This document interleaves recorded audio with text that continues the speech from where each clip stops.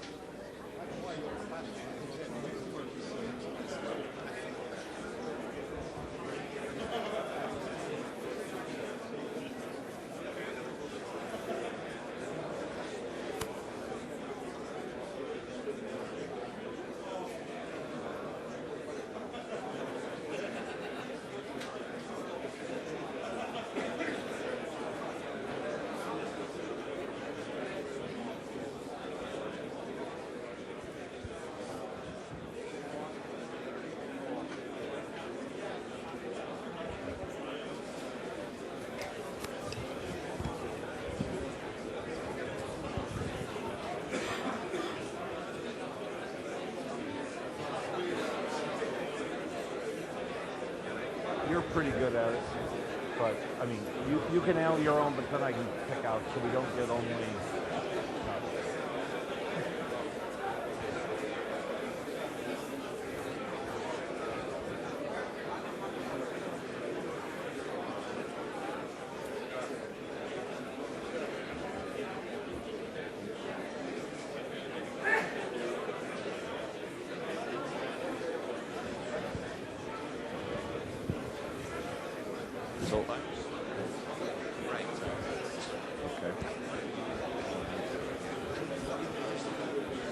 So let's, Secretary General Craig, let's all go. Okay. Wait, Craig. Wait, Craig.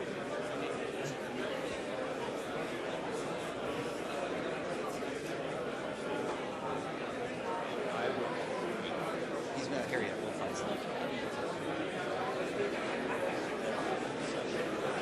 And we have a special treat for coffee today.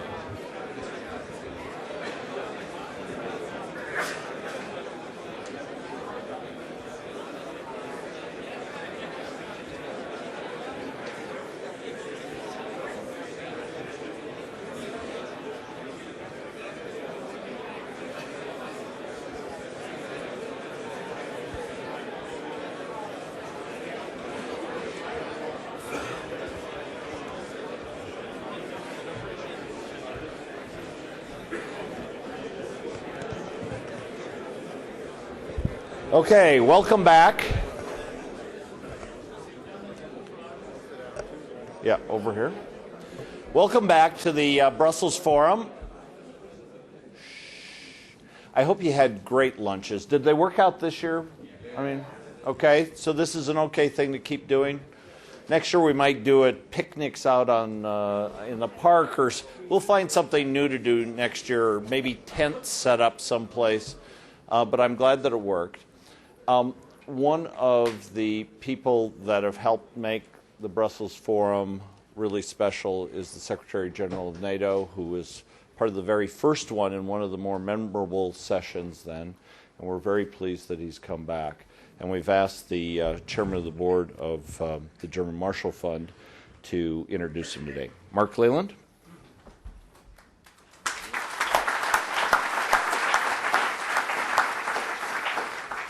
Thanks, Craig. And it's really, I was glad to be given this honor. I'd seen the Secretary General, I guess, last at the Riga Summit, which we did a big session around, as we did in Istanbul, and as we at the German Marshall Fund will do in the next one in Bucharest. And it's really thanks to the Secretary General that we're able to do these, and he is an integral part of this, and he always says really nice things, as Craig knows, about the German Marshall Fund.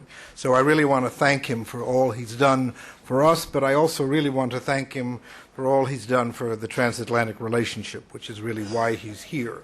As you know, Secretary General Scheffer has been the Secretary General since 2004, and his term was extended happily for all of us so that he could lead NATO into its 60th anniversary next year in 2009.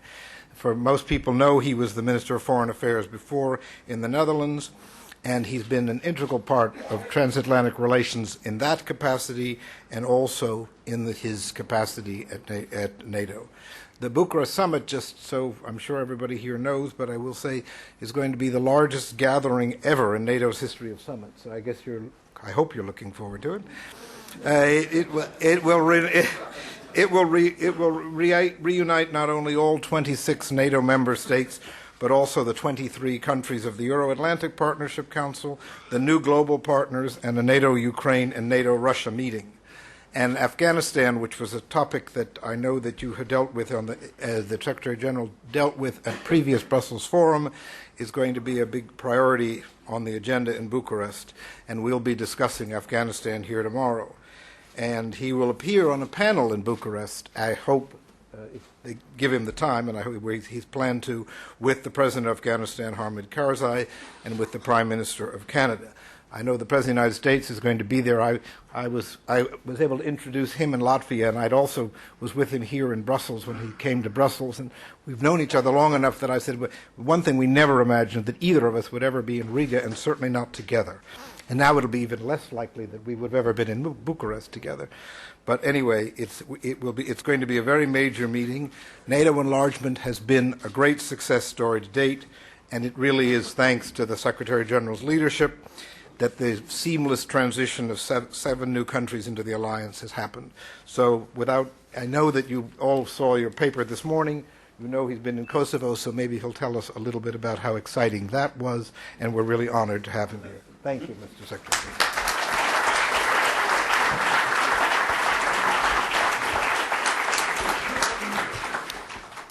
Thank you very much for your kind words.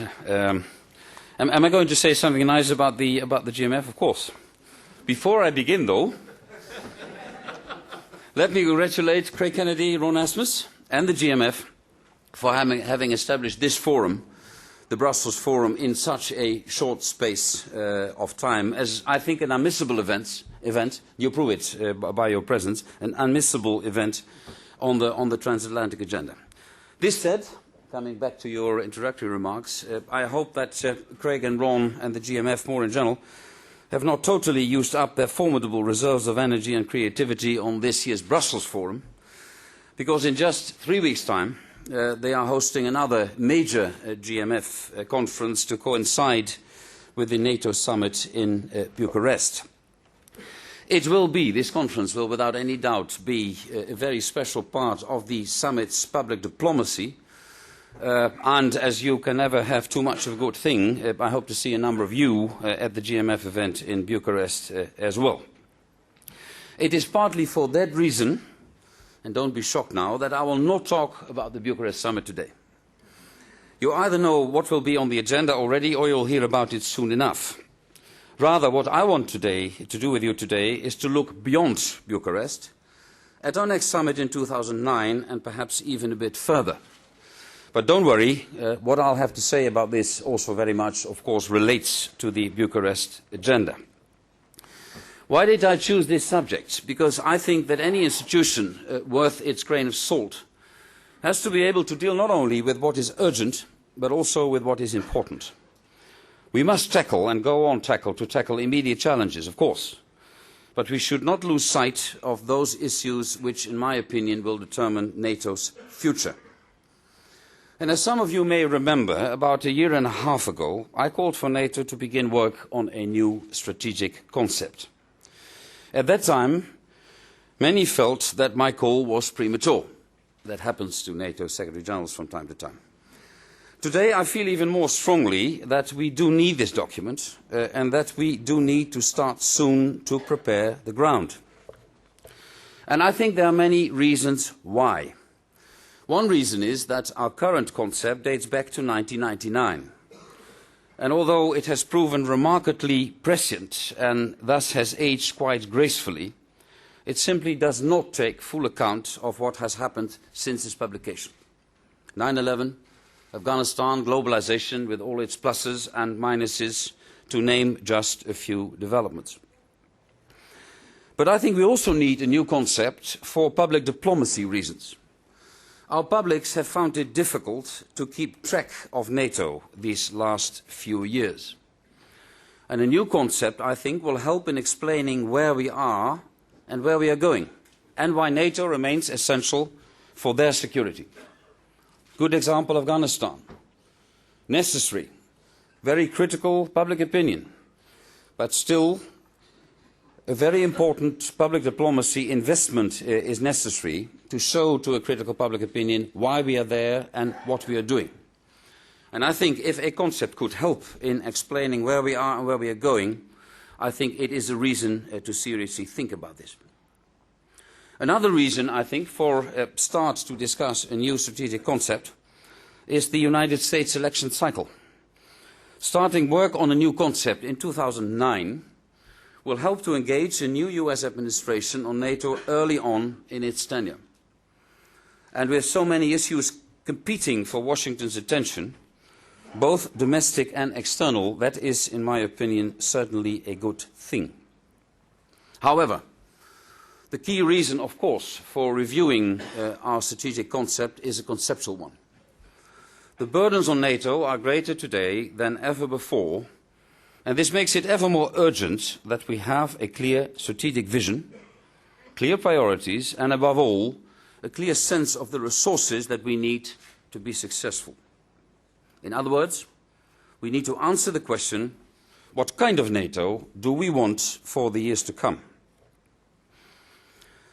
If we look at NATO from a historical perspective, the answer should be pretty straightforward. It must be an alliance that provides us with both immediate protection against immediate threats and with an instrument to shape the strategic environment in a way that is conducive to our interests and to our values. NATO has always been able to do both. In the Cold War, NATO offered us protection against Soviet military power, while at the same time providing the umbrella for the political reconciliation and I would even say integration of Western Europe. Since the end of the Cold War, and to this day, NATO has been a military insurance policy against any possible convulsion in Europe's transformation, and we employed NATO operationally to address an immediate crisis in the Balkans. At the same time, NATO turned out to be an excellent framework for managing Europe's longer-term transition, both through our partnership policies and, of course, through the enlargement process. Now, the question is, ladies and gentlemen, can NATO continue to perform this twin role in the strategic environment of the 21st century? Can it continue to provide immediate protection against threats and fulfill the broader requirement to help shape a new international order? I believe that the answer to these questions is yes, provided that we base our policies on a sound evaluation of what is required. We need to be clear about the security environment we are going to be living in. And we need to be equally clear and honest about the limits to what can sensibly be achieved by our alliance. A few words first on the strategic environment. Clearly, that environment will be characterized by a number of features that are quite different from those that determined NATO's past. That goes without saying. Globalization will continue to change the security dynamics in many ways. Climate change will put many of our key resources, like food, water and land, under considerable stress. The global competition for energy and natural resources will redefine the relationship between security and economics. Our growing reliance on information technology will make our societies more vulnerable to electronic warfare. Proliferation of weapons of mass destruction technology and know-how raises the spectre of terrorist non-state actors acquiring means of mass destruction. At the same time, collective defence, NATO's core function, will remain and will have to remain a precious commodity. So, what does this all mean for NATO's evolution, and what does this all mean for a new strategic concept? Let me give you a few preliminary conclusions. First, we need to take a deeper look at the meaning of collective defence and allied solidarity in the new security environment. In the Cold War, collective defence was all about repelling a Soviet invasion. After 9/11, we apply this collective defence obligation to an attack by a terrorist non-state actor. I believe that our work on a new concept should be the opportunity for a broader discussion. Since 9/11, the world has not stood still. If you are an Estonian, you are clearly worried about the recurrence of massive cyber attacks. If you are a Norwegian, you wonder what the consequences of global warming and the competition for energy resources will be on activities in the so-called High North. If you are a Brit, a Spaniard or a Turk and have witnessed a major terrorist incident in one of your cities, you obviously wonder what is coming next. And if you come from a country with a high degree on energy dependency, you obviously wonder how you are going to cope if supplies are disrupted. Many of these challenges, ladies and gentlemen, will of course not trigger a classical military response. But they will require allies to support each other, politically, economically, and perhaps also militarily. Our security, after all, is indivisible. And to my mind, that means that we cannot deal collectively with some issues, such as global terrorism, but then leave some of our member countries to cope all alone with cyber attacks, energy blackmail or nuclear threats. Of course, we are already looking at what NATO could do. Right now, in the run-up to the Bucharest summit, allies are discussing what added value NATO could offer in these areas. But I predict that sooner or later, the debate will have to go beyond mere added value within our existing capabilities. We will also need to look at which additional capabilities we will need to protect our populations against missile proliferation or threats to our critical energy infrastructure. And what may currently look like the preoccupation of only a few allies may soon affect all of them. And that is why, in my opinion, a debate about the meaning of collective defence and about allied solidarity has become inevitable. And this brings me straight to my second point. A new strategic concept must firmly embed the logic of the so-called comprehensive approach. Afghanistan and the Balkans are showing today our response to cyber attacks or to attacks to our energy supplies might well show it tomorrow. In order to be successful, we must increasingly coordinate with other civilian actors and organisations. And I hope that the Bucharest summit will send a strong signal in that regard, in where it concerns the big meeting we'll have on Afghanistan, as already referred to. And there, in Bucharest, many representatives from the major international institutions, including United Nations Secretary General Ban Ki-moon, will attend that Afghanistan meeting, and I think this is certainly a good start. But I think we need to move further than holding occasional summits and occasional meetings. And we cannot just rely on a very talented international figure, such as Kai Eide, to pull all the strings together in theatre. At the very least, this type of coordination without a firm framework runs the risk to squander valuable time and valuable resources.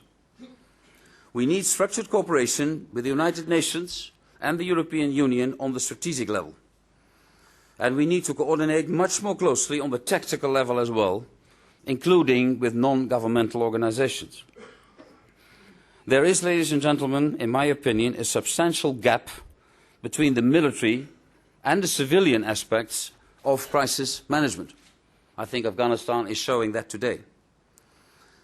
As a result, we risk duplication, or worse, working at cross purposes. A new concept should make the point squarely and forcefully. In today's security environment, NATO is no longer a solo player. The alliance works best when it is working with others. It has neither the means nor the ambition to tackle each and every challenge on its own. And that brings me to my third point. As we might start work on a strategic concept, it should be clear that we will increasingly need to act with global partners. Let me be clear, to avoid misunderstanding. I am not talking about global members. I am not talking about a NATO that aspires to be a global policeman. Il n'y a pas question d'être le gendarme du monde. In French it sounds much nicer than in English. But I would like NATO's global partnerships to be better structured and not just linked to the participation of these partners in our ISAF mission.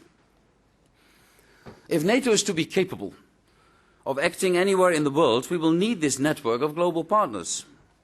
And that is why I am very much in favour of expanding our contacts to cover issues of common concern, such as the fight against terrorism or the fight against proliferation.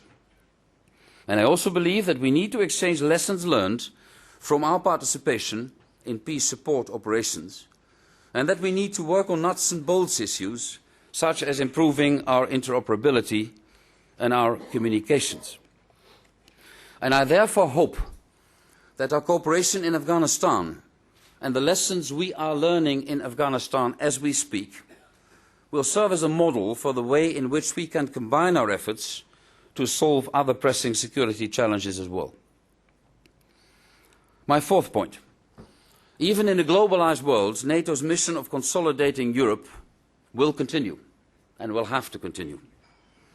Thankfully, a strategic concept does not have to deal with timetables, waiting rooms or fast tracks. But it will have to deal with the extremely important principle of the open door. Of course, we all know about the power of enlargement to strengthen our Euro-Atlantic community.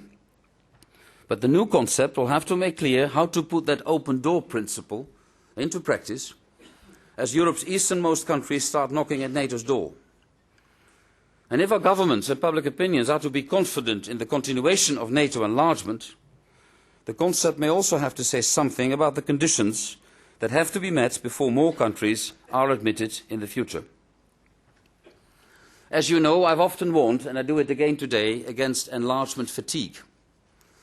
As long as there is a gap between where countries are and where they want to be, the unification of Europe will not be complete. This, of course, is as relevant for the European Union as it is for NATO. As long as some countries feel that they are not entirely masters of their own future, not least because others try to deny them their free choice, Europe is not the common space that I want it to be. Retaining this vocation to enlarge the European democratic space and acting upon it will, in my opinion, remain a crucial part of NATO's raison d'être. My last point. As a political military organisation, NATO must become more effective, and a new strategic concept should be crystal clear about this. If NATO is to remain our prime venue for transatlantic security policy in a rapidly changing world, then this organisation, NATO, must not only transform its policies, but also its structure. Given the increasing demands upon us, our activities must all be less process-oriented and more results-oriented. Our resources have to better match our priorities, and you cannot reconcile forever more performance with a zero-growth budget. Let me be clear, or more clear. I think that NATO nations are soon going to have to increase NATO's budget to match a growing list of responsibilities.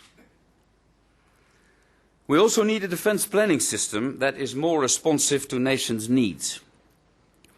We need a process of force generation that is more predictable and deliver faster results. See again Afghanistan. We need to exploit the opportunities of common capabilities, strategic airlift, logistics, far more energetically. And we must take a hard look at the way we fund our operations so that all allies are motivated rather than discouraged to put their capabilities forward. I believe, ladies and gentlemen, that taking NATO's reform seriously means also to look for more synergies with the European Union. I would like to see much more pooling of our capabilities, especially in areas such as vital enablers, transport, helicopters, or in research and development, or in harmonizing our force structures and training methods. After all, NATO and the European Union only have one common set of national defense budgets and one national military force. So it is absolutely critical that all of the capabilities that we are able to generate from this pool of forces are equally available to both NATO and the European Union. If we duplicate, or worse, go off in different directions, we will both fail. And that is why, in my opinion, our finance ministers should want closer NATO-EU cooperation just as much as our foreign and defence ministers. It is why a new concept should be unequivocal about the need for more NATO-EU cooperation. And it is why the elaboration of a new concept for NATO should take account of the European Union's efforts to update its own European security strategy and vice versa. And you'll not be surprised that I look with great interest to the upcoming French presidency in the European Union and French initiatives to discuss ESDP and the European Union security strategy. That is highly relevant for NATO, ladies and gentlemen, as NATO's debate is highly relevant for the European Union. Ladies and gentlemen, I have one more particular concern, and I have raised this from the start of my tenure. We must deepen and broaden the scope of our political consultations. The challenges today are multifaceted, interlinked, and can arise from anywhere in the world. So we need to do a better job of what I call scanning the strategic horizon. We cannot just be reactive, discovering the strategic significance of a region only after putting NATO forces on the ground there, or waiting for Estonia to be cyber-attacked before we wake up to the dimensions of information warfare, or waiting for another major terrorist attack before we step up our activities against terrorism. When it comes to proliferation, energy security, the consequences of climate change, or failing states, we need to anticipate these dangers and do more preventively to mitigate their effects. And this can only be achieved through more and better transatlantic dialogue. And if I use the word preventive, ladies and gentlemen, that is also a very strong argument for the comprehensive approach, because those other international organizations I talked about should also play a very important role in preventing us from doing certain things. Ladies and gentlemen, as things now stand, I hope, and I can perhaps add I expect, that work on a new strategic concept will commence at our next summit in 2009, NATO's 60th anniversary. Anniversaries in NATO are not just about past achievements. They are first and foremost, or that's what they should be, about the future. With the new US administration in office, a new French approach vis-à-vis NATO, and a new dynamic in the European integration process, I believe that our 2009 summit should produce a short but powerful document that reaffirms the enduring fundamentals of transatlantic security cooperation and lay down some parameters for a new strategic concept. For want of a better term, let me call this document an Atlantic Charter. Such an Atlantic Charter should be devoid of any technicalities, just as the Washington Treaty was written in a language so clear and so simple that, in the words of one drafter, even a milkman in Omaha could understand it.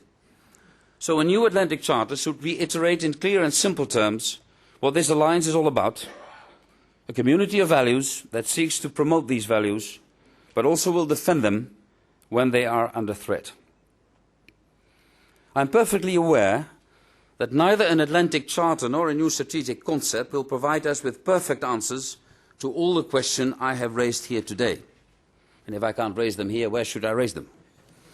But this exercise will, I'm sure, provide us with better answers. Perhaps not with all the answers, but with better answers. By revisiting the basic policies of our alliance, both documents will help to strengthen our sense of common purpose.